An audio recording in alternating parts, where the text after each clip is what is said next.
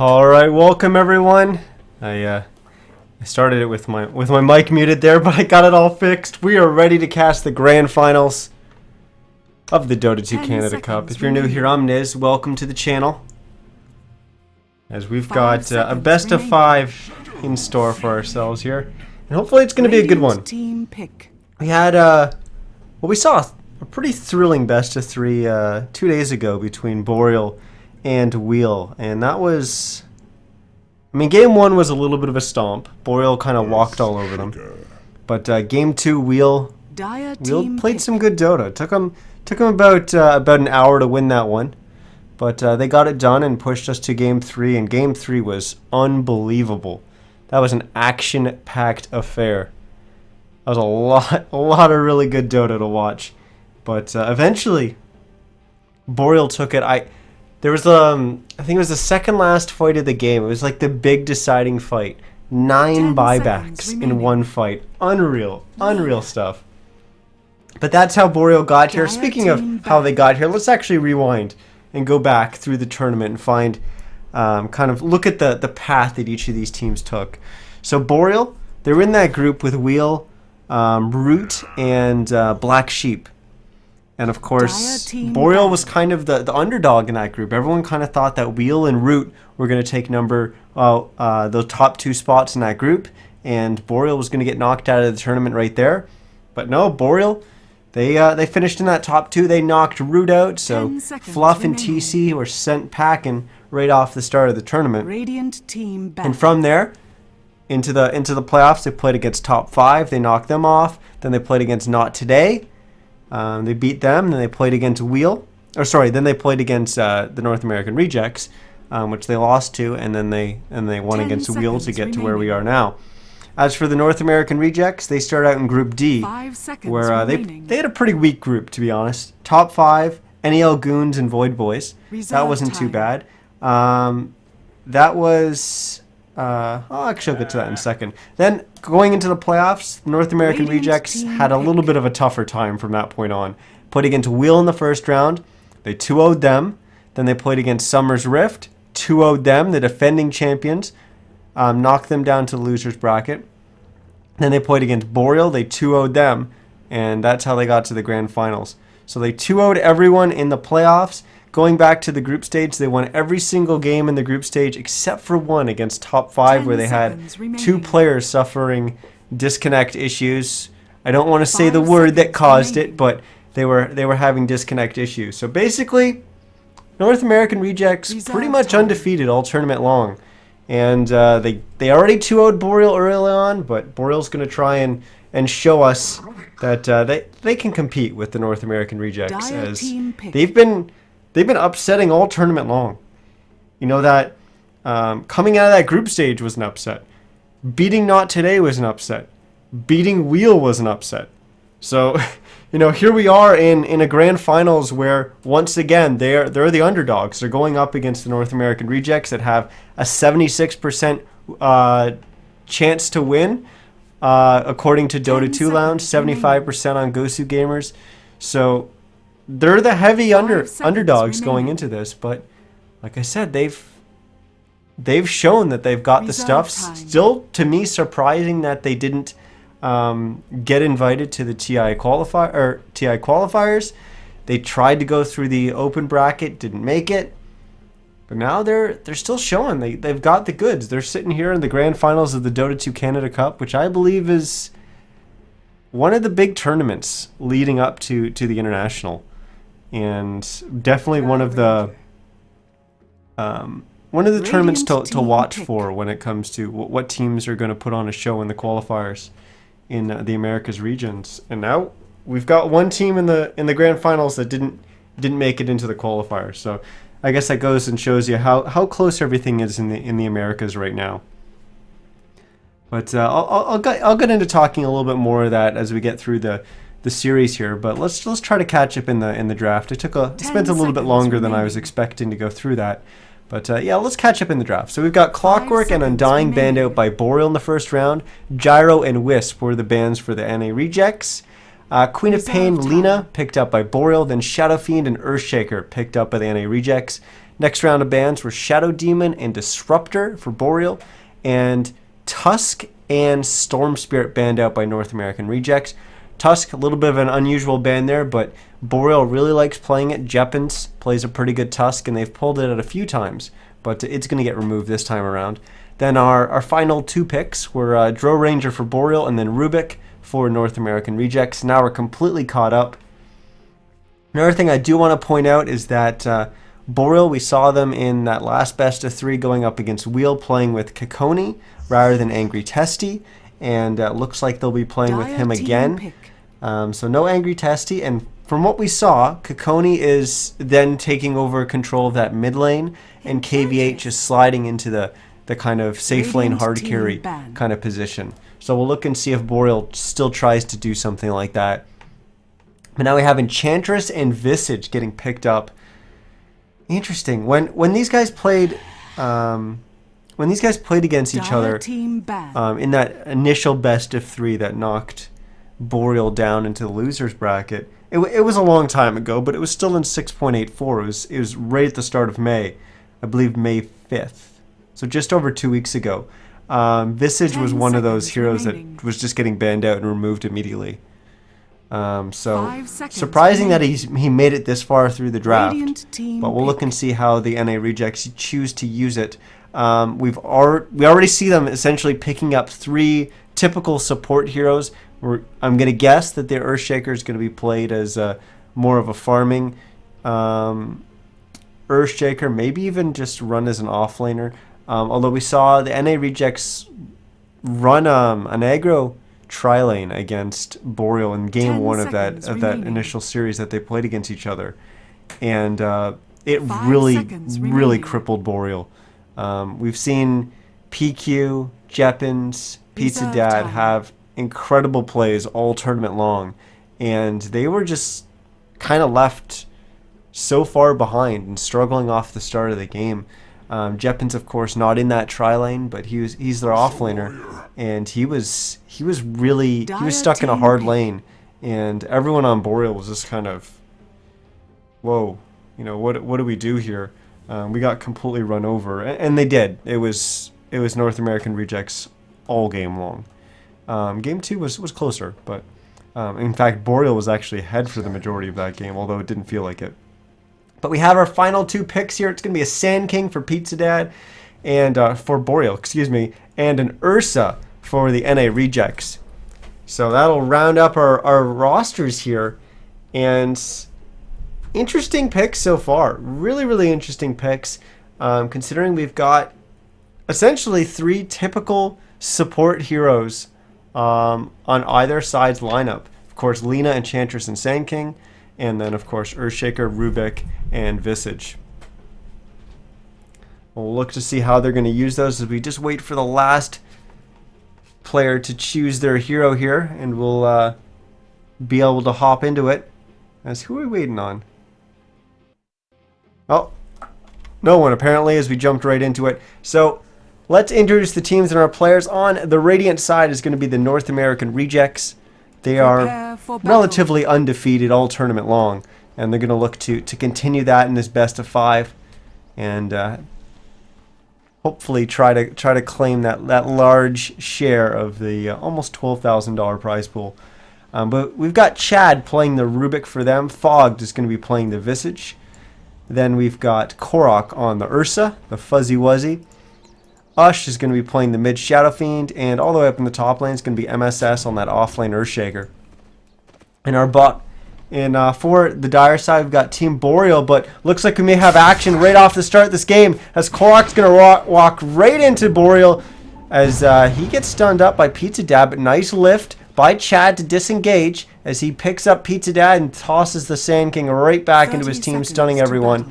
And it looks like we're just going to have each team kind of just head back to their normal spots, and no first blood as of yet, but it will give us time to introduce the rest of Boreal, as we've got Jeppins, who's going to be playing the Enchantress, most likely in the off lane, so an off lane Enchantress. Pizza Dad is on the Sand King, PQ on the Lina, Kikoni is going to be on the Queen of Pain, and KVH on the Dro Ranger. Nice fissure there to block off everyone on the side of Boreal, so they're not able to contest this top rune. So Shadow Fiend will get the bounty rune, but Jeppins was able to control and acquire that bottom bounty rune. So Fogged not able to zone the Enchantress off enough to be able to claim that for himself, as Chad was down here in the bottom lane. He was actually over here placing a lane ward to make sure that they could zone the opponent as best as possible. And I wonder what the North American Rejects were expecting from Boreal's lineup so far, whether they just expected this to be an offlane Enchantress or whether they were thinking maybe it was an aggro. Part of why you would potentially say that is, never mind MSS. He's going to get stunned up here. This is going to be our first blood, as MSS is going to go down this top lane. First blood will go to KVH. But the reason I say that is Boreal, they marched down immediately off the start, making sure that they could get into the dire jungle, and then they placed an observer ward. And they placed it in a little bit of a weird position. This still does see the rune. It's not in the leftmost location, which will block the spawn of this camp. But it does track kind of movements past this area, which can be important, but it's a little bit of an unorthodox ward for you to just kind of rush down and place. So maybe they thought because of that and because of their weird lineup that maybe they were going for some kind of aggro play and moving Enchantress and just leaving her in the safe lane, and they placed this observer ward to maybe help them in that tri-lane versus tri-lane situation. Or maybe they didn't expect that at all. They just expected the offlane Enchantress and they just wanted to be able to zone her as best as possible. Either way, we've got those wards placed now, and there's no taking them back. The NA Rejects are going to have to deal with that ward being placed. But as for our lanes, it's nothing too unusual that we would expect. It's the Queen of Pain versus Shadow Fiend in the mid lane. We've seen this lane time and time again, and it looks like Kekoni's actually completely dominating Ush to start everything off. As Kekoni sitting at 9 and 5 CS right now, as Ush is just at 2 and 1. So huge lead starting out for the Queen of Pain. But that's, a lead is to be expected. Shadow Fiend does struggle early on. Typically once he hits 3, he can start using his raises to get himself a little bit of CS and a little bit of souls as a result. But we typically don't see this big of a discrepancy in this lane this early. So Kekoni really dominating the lane so far for Boreal, and that's going to be a great start for them. Jeppins did get that bottom invis rune, so he was able to soak up a good amount of XP there, but getting out before it expires to make sure he doesn't get picked off, as his team has found themselves ahead early on in this game. I have to say they're looking like they're in a pretty good position right now. Of course, the two safe laners are pretty even in terms of CS. Actually, I shouldn't say that. We've got 6 more CS on the side of Korok, which is a little surprising this early on, but it's not the biggest thing in the world. But in terms of the offlaners, both are doing relatively equal, and then we've got that big discrepancy in the mid lane, which means, that's got to go Boreal favored, and with them having first blood in the tri lane, they're looking pretty good so far. But I'm going to keep referring back to that previous series where these two teams played each other.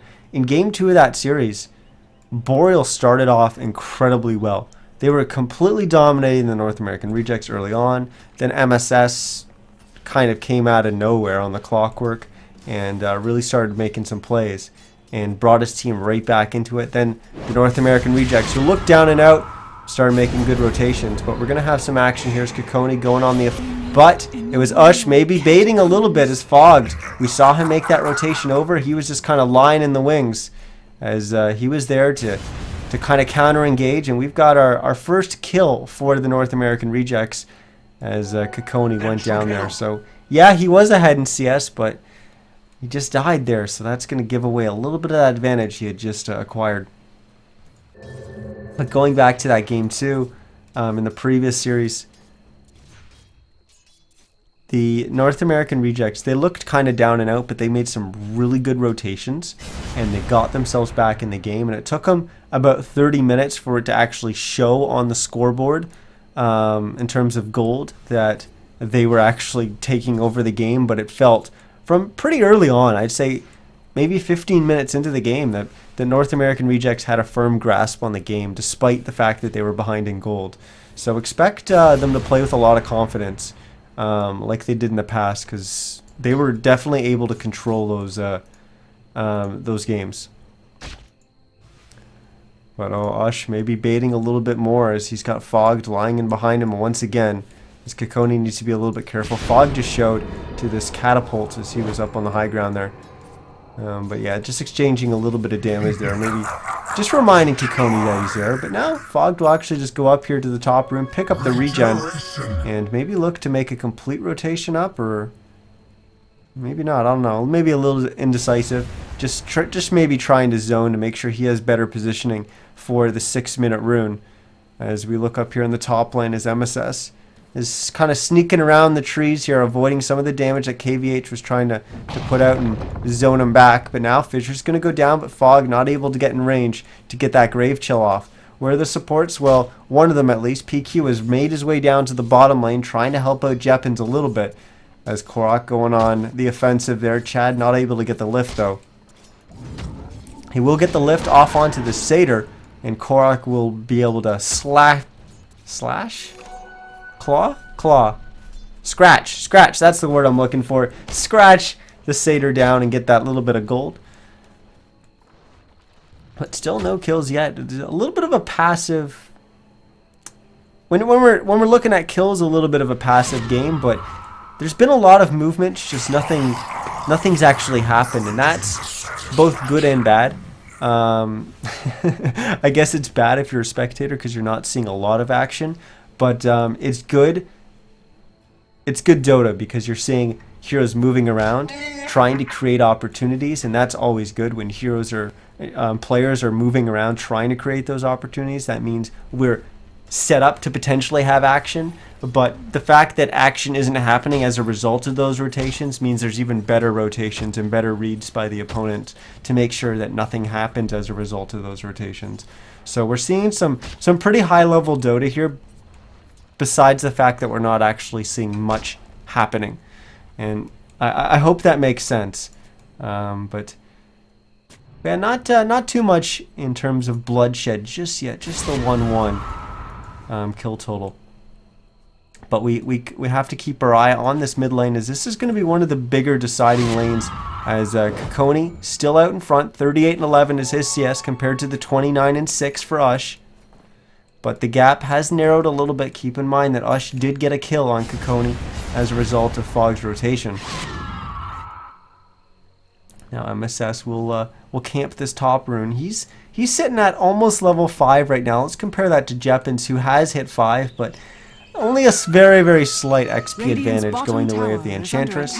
In terms of CS, the Enchantress has 5 more CS, but still not that significant. Both heroes aren't really going to need that much CS or that much gold early on, and they'll be able to recover quite quickly.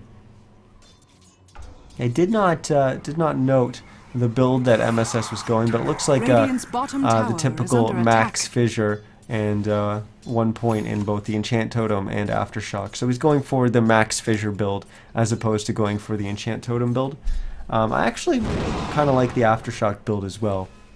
But we're not going to see either of those. It's just going to be the max fissure build. But he has gone for a Soul Ring. And now we're going to see PQ sitting in here behind Kokoni. It is daytime, so they will have that vision across the river. So it's really hard to set anything up as support during the day. It's still pretty passive. We see both safe lane carries farming relatively evenly. 68 and 33 for the Ursa, and the Drows sitting at 62 and 42.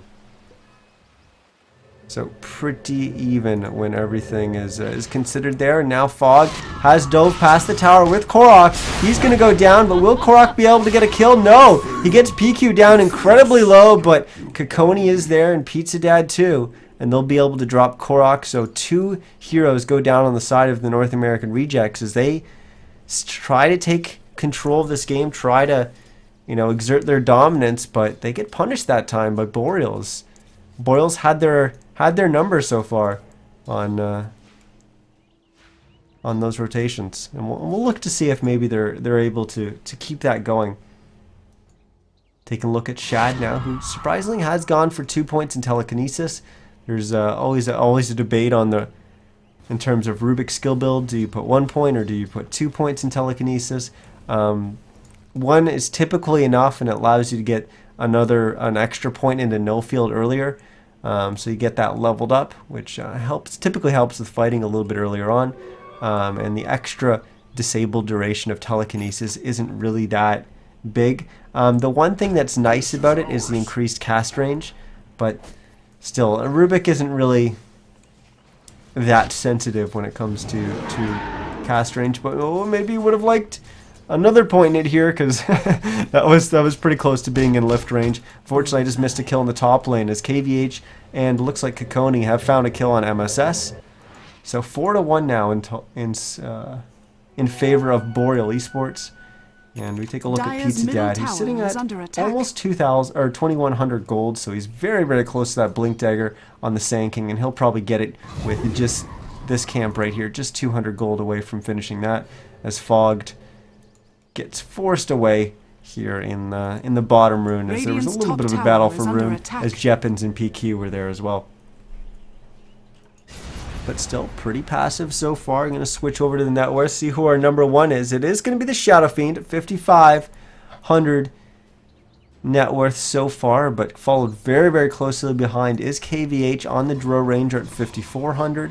Then it's going to be the Ursa Bear at 4,700, and then Kokoni on the Queen of Pain at 4,200. So all pretty close in terms of our top two cores on either team.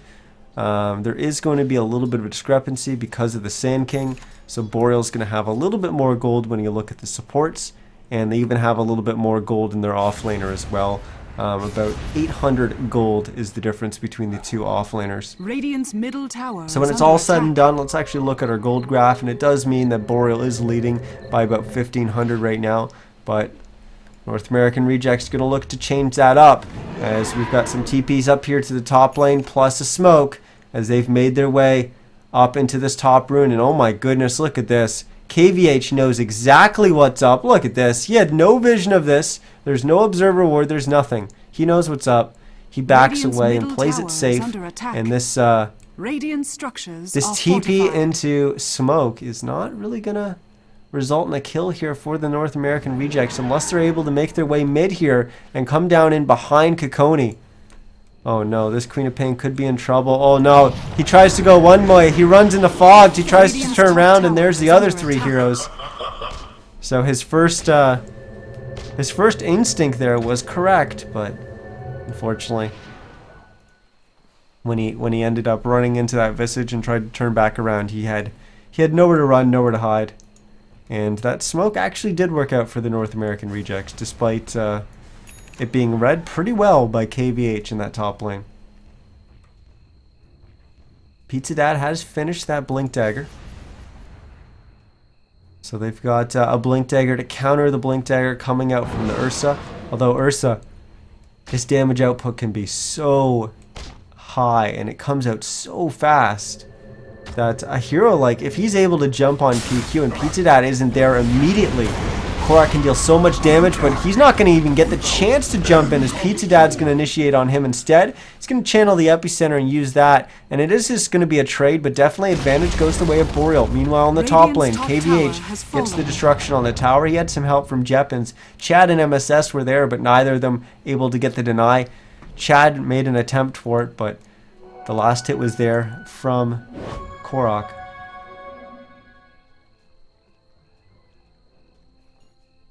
Excuse me, from KVH. Kokoni now. Bottom up and in there. So he's going to get the double damage. Now we've got a bunch of items coming out. It's going to be the Tranquil Boots for the Earthshaker. The Mask of Madness for the Drow Ranger. Already picked up a Yasha as well.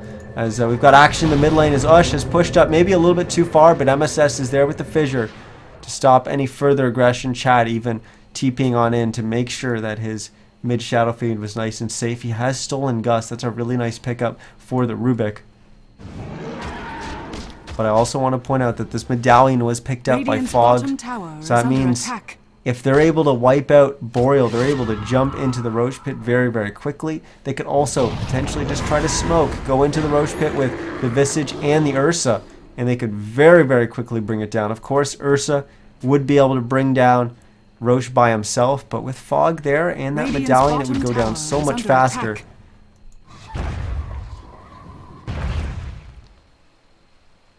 You can see that getting stunned up by the familiars there. Has fallen.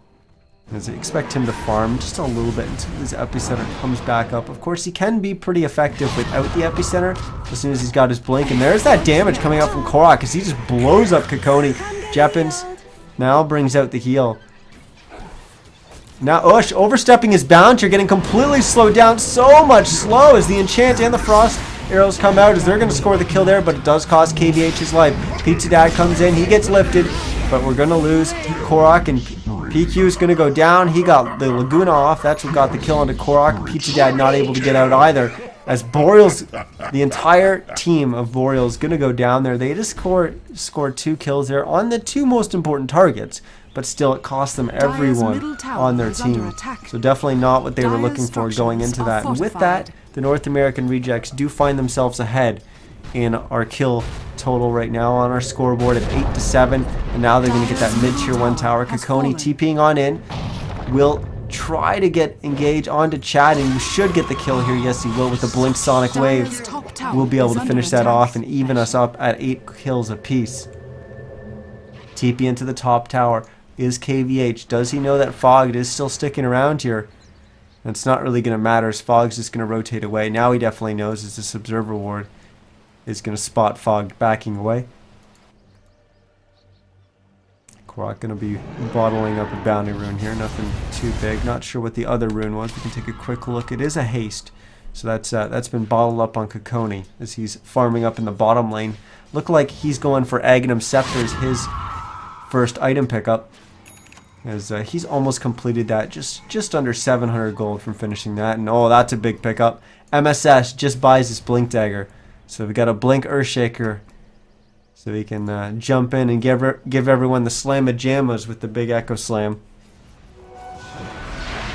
Ooh, Boreal just walking right into the Roach Pit as they're going to try to bring down Roach here. Kokoni blinking on in. The pings have gone out. Everyone on the side of North American Rejects knows what's up, but do they know that Pizza Dad is lying in wait up here on the high ground? Roche so close to going down. In fact, he will go down before the North American Rejects are even able to engage there, as Ush going to let the Requiem fly. But now he'll look to rejoin his team as they've gone on to Jeppins here. Jeppins trying to run away, but he won't be able to get away, and it is going to cost Boreal 3 heroes to get that Roach. They do still have the Aegis on Kokoni, but oh, could look like it's going to go down here as Kokoni gets fissured up. He is able to blink away. Korok blinks after him, but blinks a little bit too far, and now Kokoni is able to blink again. So unfortunately, Korok over blinking there. Of course, it was into the fog. He didn't know exactly where that Queen of Pain was, but Kokoni able to escape there and keep that Aegis alive for his team. But it did cost them 3 heroes, and I don't think that's a worthwhile trade. But it does get Roche and the Aegis off the board, and that's quite important. Because like I said, it's always... the North American Rejects are always threatening with this Ursa that they could jump into the Roche Pit and get that Aegis. And now with it off the board for the 10 minutes, they don't really have to worry about that. As Ursa...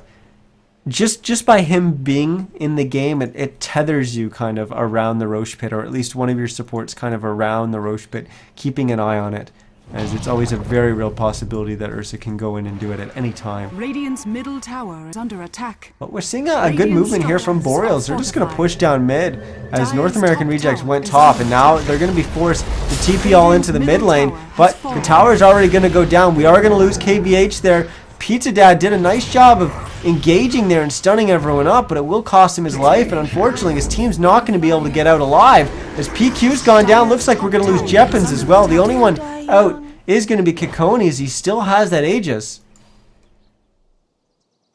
But Boreal just kind of falling apart here as they're making good plays. Oh no, Kokoni's going to get caught out now. So now the Aegis is even down. Will he be able to blink away? Oh, no. The totem. The enchanted totem is there from MSS, followed up by the lift from Chad. Oh, I was going to say, good game getting called there, but it was a misclick. So the players will play on. But North American Rejects looking pretty much in the driver's seat for this game so far. We'll take a look at our net worth and see, oh wow, that's a really steep climb on that graph, as we've got the North American Rejects already over 5,000 gold ahead, and XP is going to be even more so, as that's nearing 7,000 XP in their favor. But Boreal not completely out of it. They still have their Axe alive. They still have 2 of their tier 2s alive. Radiant's top tower is under attack. Well, not much gold for them to gain in terms of towers over what their opponents have claimed so far. Just 1 tower advantage going the way of North American Rejects thus far. Most of the gold is in on those kills, as it's 16-8 right now. And oh, they're gonna look for one here on Ush, but Ush is just gonna pop the BKB. He's a big golden Shadow Fiend, and he's just gonna run at you and right click you a little bit. But he's not going to be able to get a kill. But more importantly, he didn't die.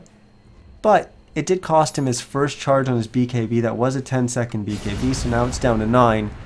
And those initial BKB charges, if you can force them out without actually engaging, and without them resulting in a team fight, that's always advantageous to you. But Kakoni's going to get caught out here again. MSS leads with the Fissure, then blinks him with the Enchanted Totem, stunning him up. Chad there with the lift as well, as Kakoni just getting punished. Or maybe playing a little bit further, but you have to give credit to the North American Rejects for perfectly setting up that gank and executing it flawlessly. Try to quickly cycle through all our heroes here, as we're keeping our eye on PQ here. As he's sitting at 1,400 gold, and I'm wondering what he's going to purchase. 1,400 gold is quite a bit past what you'd normally buy your first item if you're going for a Yule. So I'm wondering if he's rushing straight for a blink dagger or what. But we will look at our Radiant heroes, since we're all nice and clumped here, as we've got a mech and of course that BKB, but also an ultimate orb for the Shadow Fiend. Chad has picked up a cloak, probably going after a Glimmer Cape. He's also picked up his arcane boots. The Visage, we saw him pick up the medallion earlier, point booster, so an Ags is going to be on the way for him shortly. Korok does have that blink dagger. He's got a morbid mask, but he's sitting on 3,500 gold. What the heck is he saving for? That's a lot of gold. That's a lot of gold.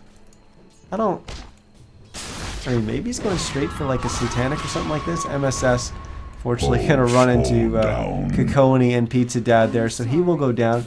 But he's already picked up his blink dagger. Looks like he's got a Staff of Wizardry, so probably a 4-staff is going to be his next item. As Korok's going to go down in the mid lane as well as a familiar. Oh my goodness, a bunch of gold going back the way of Boreals. They'll gladly accept those donations so kindly given to them from the North American Rejects. Dire's bottom tower is under attack. I don't know what Ush is going to be going after. You'd expect that ultimate orb to build into a Manta, but we'll see. It could very well still be a Scotty, which, I mean, wouldn't be a bad pick at all. 2,800 gold right now. He's getting close. In fact, unless he's saving for buyback, he should buy an ultimate orb right now, but he's not. So he's going to hold on to that for a bit.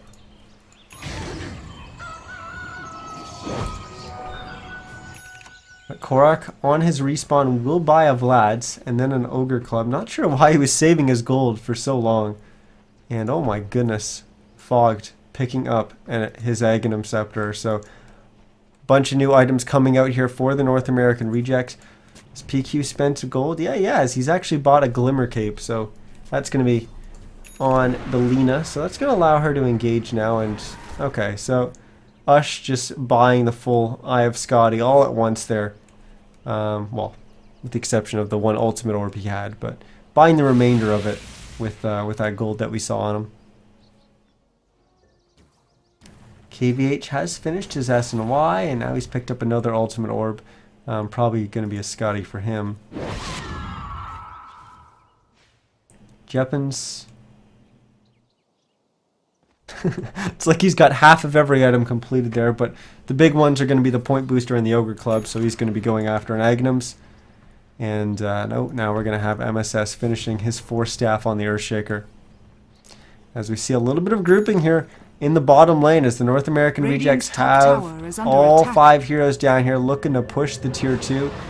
As MSS will, no, it looked like he was going to TP to the top tier 3, but looks like he's canceled that. He's going to come back up here and rejoin his team. As we're going to have the bottom tier 2 go down. Top tier 2 also went down, so we had a little bit of a trade there. But mid tier 2 also getting pressured. Doesn't look like they're going to be able to bring it down before the North American Rejects will force them back with this uphill push. Radiant structures are fortified. Korok stepping up on the high ground there, but we'll back away. I'm going to try to really back away here so we can see the engage. Heroes to watch are going to be our Earthshaker and the Sand King. But Sand King kind of getting harassed a little bit by the familiars. And it looks like we will have a complete disengage. But the mid tier 2 did go down, so Boreal definitely coming out ahead on that that little trade there, or those little movements. As North American Rejects not really 100% committed to going uphill there.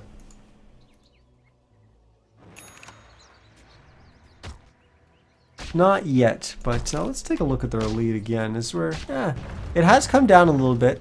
So Boreal was making those good rotations, but just weren't able to bring it back all the way. But about 4,000 gold deficit for them right now, and North American Rejects still in control of the XP graph, but only about 3,000 XP going their way. So it's not the biggest difference in the world. As they're gonna drop a sentry and then smoke to make sure there wasn't any vision from their opponents, which is really weird because there's a location here and a location here that's commonly warded as well. So it's like one of the few locations on the map where one sentry is not really going to cover you if you go to smoke there. But they're just kind of hanging around Roche Pit, maybe waiting to see if Roche is going to be up and try to catch him if he is. But unfortunately for them, it's going to be a little bit of a later spawn. So they will move a little bit towards mid lane, trying to catch an opponent out, but not going to find one. Pings are coming out. Jeppens obviously knows what's up as he's going to ping, say, hey, they're probably around here, maybe smoked up. Let's try to stay together as a team. Let's move around. They are a little bit separated here, but they'll be okay. Kikoni's all the way up in their jungle farming up, just taking advantage of a little bit of space on the map. He does have a TP. He will be able to come down and join his team.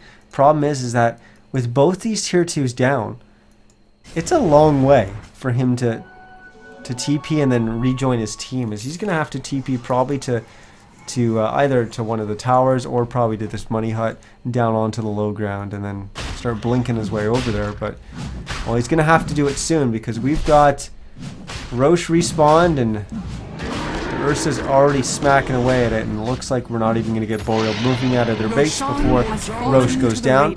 We're going to have the Aegis go on to Korok. Pizza Dad just picked up his Yule Scepter, so they're going to have that for their next fight. Be interesting to see who he's going to try to target with that. Probably the Ursa. Probably try to Yule's the Ursa as soon as he blinks in. Of course, there's still no BKB on Korok. But we do know that he has picked up that Ogre Club, so BKB is going to most likely be his next item. Problem is that they probably don't know that he's sitting on 3,200 gold, so that BKB is maybe a little bit closer than they might expect.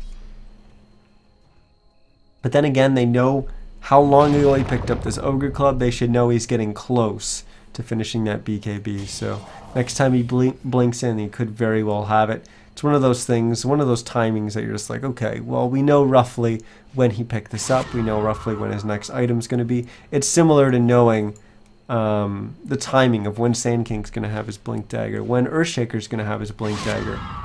And there's often a bunch of different tells so that you know when that's going to come. So they should expect that BKB next time around. We saw, we do see KBH has completed his Eye of Scotty, and we haven't checked on Kokoni, but I did see it pop up, and that's going to be a BKB for the Queen of Pain. PQ up to another 1,300 gold. Still haven't really seen him make much use of the Glimmer Cape. It's a great defensive item, but I think it has a lot of potential to also be used offensively at times. If you can kind of engage with it, that's great. You can almost... It's not like a Blink Dagger or like a Shadow Blade. Oh, Kokoni getting so slowed by that Scotty there. But it's not like a Shadow Blade or Blink Dagger allowing you to really get into position to initiate, but it works in terms of initiation. It works like a smoke, but a little bit better. So it's like the halfway point between a smoke and a Shadow Blade. It allows you to get close to being in position, but it basically allows you to initiate, but not to perfectly refine your positioning. It allows you to get close enough to initiate. Is probably the best way to think of it. But we haven't seen any of that just yet, and it's a little bit hard this game, because you don't really want to be glimmer caping around and running towards the enemy team in this game, as it's a little bit of a... I don't know how to word it, but passive's definitely not the right word. It has been quite a passive game, just 27 kills in 31 minutes for an North American game. But we are going to have the scene engage here as Pizza Dad's going to jump in. He's going to get tossed up in the air. Oh, she's going to let the Requiem fly.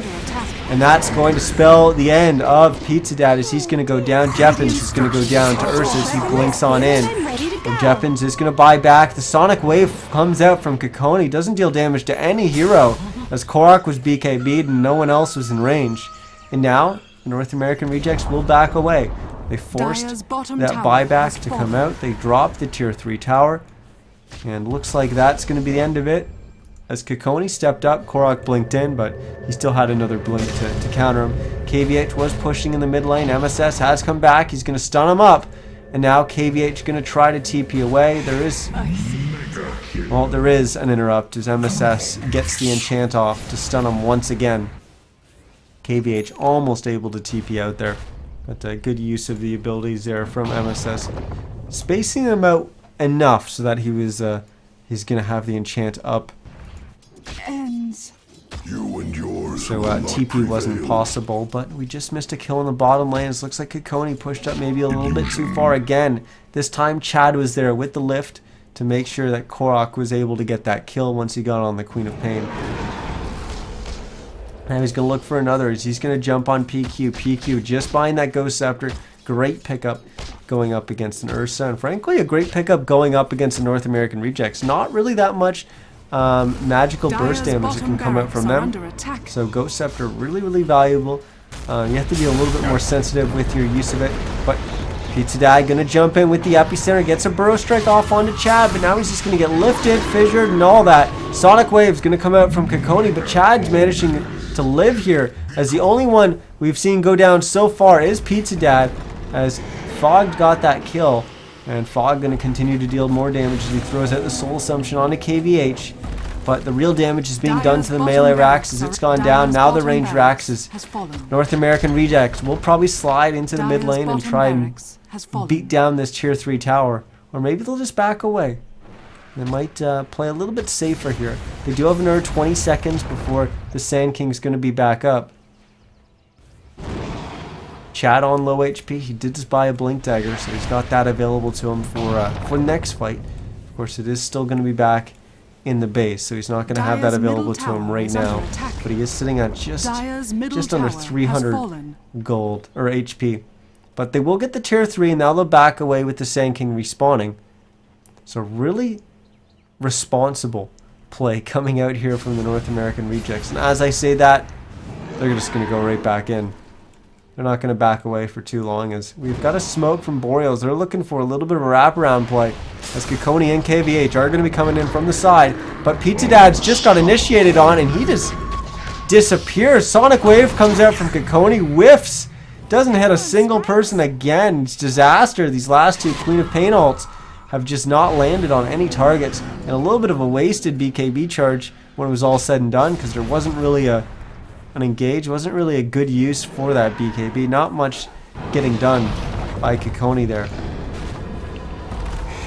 Now Jeppin's getting Glimmer Caped. PQ showing the value of that Glimmer Cape, being able to save allies, but we have already lost the melee racks. We're going to lose Jeppins here. One more auto attack. Will Korok get it? He will.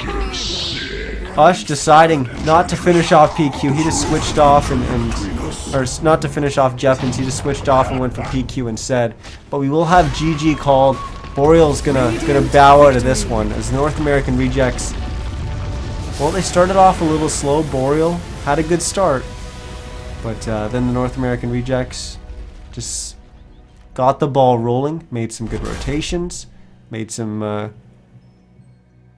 well, they just had some good counter ganks. They had that nice bait in the mid lane with Ush, baiting Kikoni to try and play aggressive on him, but Fogged was in there behind, and they got that return kill. That was, I believe, our first kill of the game. But moving forward throughout the game, they just, in the end, they were just getting better trades. There was a few good trades for Boreal when North American Rejects were pushing bottom. Boreal split and pushed top and middle. They ended up with dropping two tier 2s, whereas the North American Rejects got the bottom tier 2, and then they struggled to push up onto the high ground.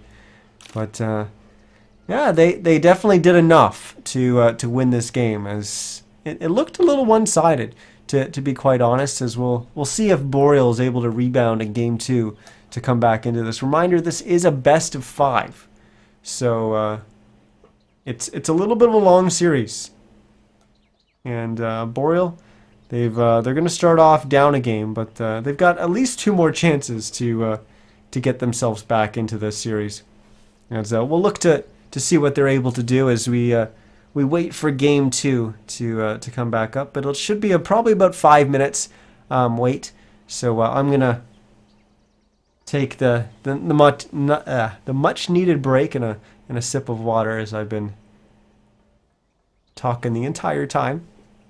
And hopefully you'll go and grab a drink or a snack and rejoin us in about 5 minutes. If you don't, and well, if you're maybe just gonna leave, and because you got some other stuff to do, well, if you enjoyed the cast, hit those follow buttons on twitch.tv/NizCast.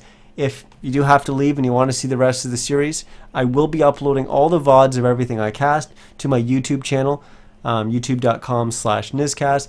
Everything from the start of the group stage all the way to the very end of these grand finals from the Dota 2 Canada Cup are on there, and for my VODs, so you can go check those out.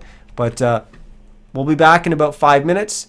Thanks for probably less than 5 minutes actually, but thanks for joining us, and yeah, we'll see you soon.